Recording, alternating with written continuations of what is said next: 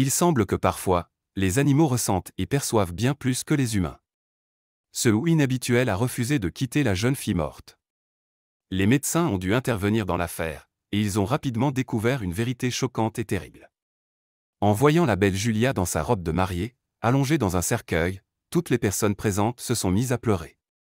Elles étaient censées la voir avancer vers l'autel, rayonnante et heureuse pour son mariage, mais elle se retrouvait à ses funérailles. Soudain, un loup entra dans la pièce, sauta directement dans le cercueil et refusa d'en sortir.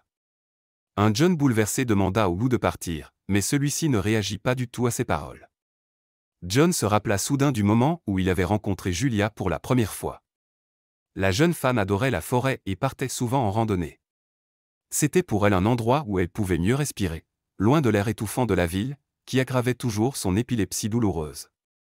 Un jour, alors que Julia se reposait sous une tente après une longue randonnée, elle entendit un gémissement plaintif dehors.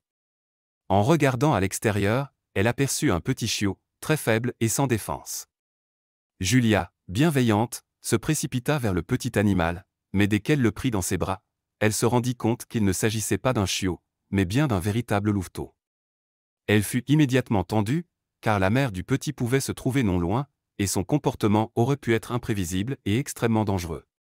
Cependant, plusieurs minutes passèrent, et la louve ne se montra pas. Le petit loup continuait à fixer Julia avec des yeux affamés et tristes, en gémissant doucement. La jeune femme comprit vite qu'un malheur était arrivé à la mère, et que ce louveteau perdu ne survivrait pas seul dans la nature sans aide. Julia l'emmena chez elle, lui donna du lait chaud et nourrissant, après quoi le petit s'endormit rapidement, roulé sur une couverture chaude. Julia savait très bien qu'elle ne pourrait pas élever un loup elle-même, qui deviendrait un jour un grand prédateur sauvage.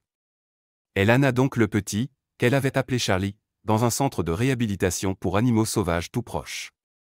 Un employé attentionné, John, promit qu'il prendrait soin de Charlie, et autorisa Julia à venir voir l'animal plusieurs fois par semaine.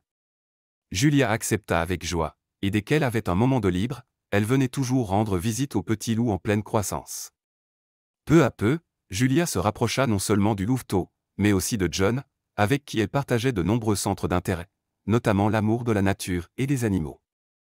Ensemble, John et Julia prirent soin de Charlie comme s'il s'agissait d'un gros chien, et l'animal leur rendit leur affection, reconnaissant de son sauvetage.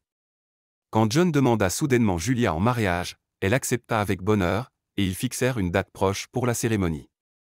Julia adorait tout simplement sa robe de mariée, dans laquelle elle était incroyablement belle et douce.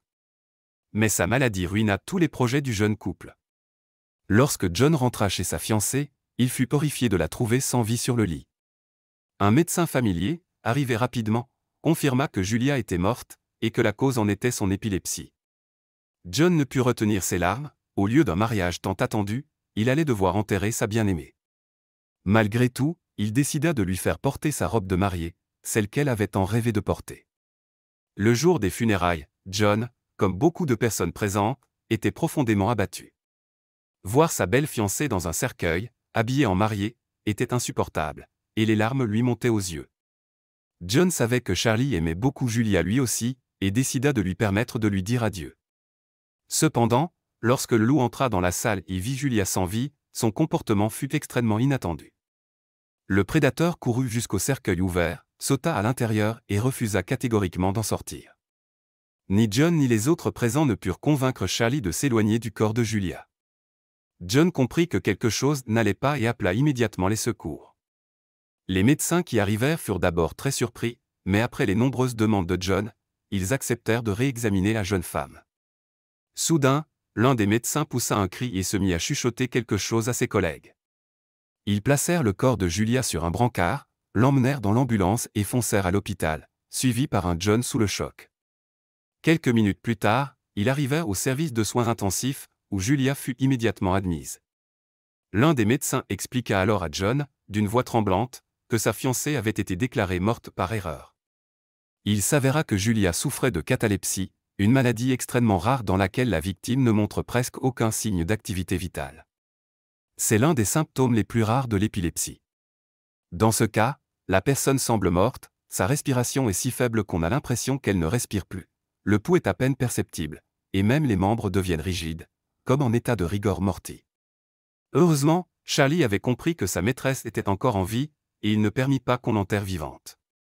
À l'hôpital, quelques heures plus tard, les médecins réussirent à ranimer Julia, et ils eurent le soulagement d'annoncer à John que, par miracle, le cerveau de la jeune femme n'avait pas été endommagé par le manque d'oxygène.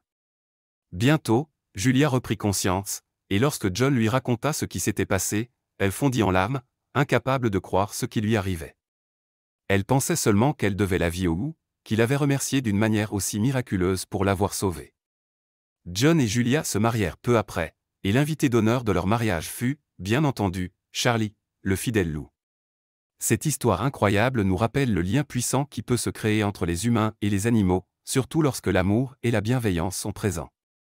Charlie n'était pas simplement une créature sauvage, il était devenu un membre de la famille. Et au final, c'est cette connexion profonde et silencieuse qui a sauvé la vie de Julia. Parfois, les miracles les plus extraordinaires viennent de ceux dont on s'y attend le moins.